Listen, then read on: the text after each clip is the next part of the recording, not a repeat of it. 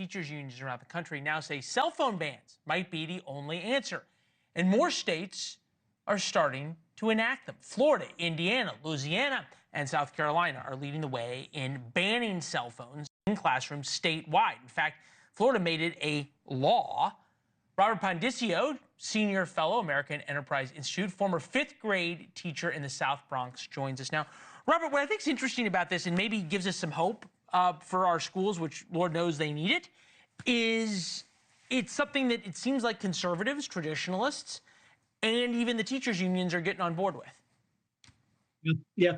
No, look, to me, this is a clear, unambiguous win to ban cell phones. I just can't think of a good reason why a kid would need a cell phone out in their hands in class. They're classroom cancer. They're a distraction. They inhibit learning. They promote all kind of behaviors that you don't want to see in school. The arguments that tend to be made that, oh, we need them for safety and whatnot, just don't carry any water. I mean, kids have gone to class without cell phones for literally hundreds of years. And just in the last decade or so, now they have them, and now they're supposed to not be able to live without them. I'm just not seeing it.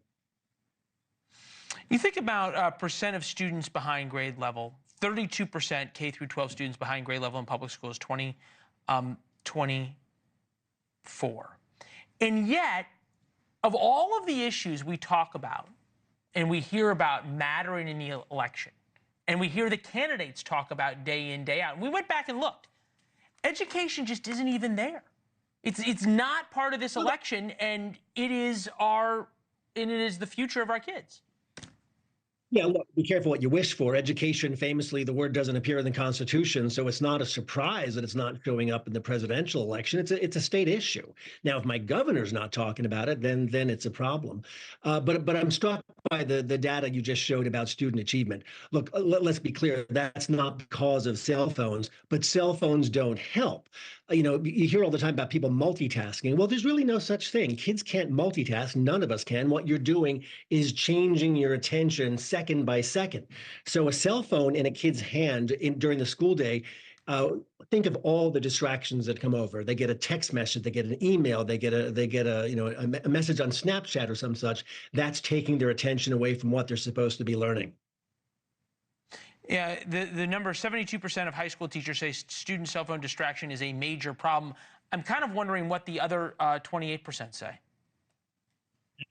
Well, look, you're always going to have some number of teachers who are trying to say, hey, look, these kids are digital natives. They're going to, always have these phones, so we have to learn to teach with them.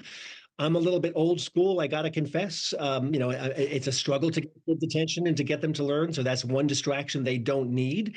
But when you've got 72% of anybody agreeing on anything, that says something.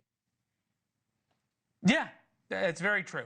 Hard to get 72% of Americans to agree that they like puppies, at least. All right, Robert, we appreciate you joining us. Thank you very much. We'll talk to you soon. Thank you. Thanks. Thanks for watching. Go to joinnn.com to find NewsNation on your television provider. And don't forget to click the red subscribe button below to get more of NewsNation's fact-driven, unbiased coverage.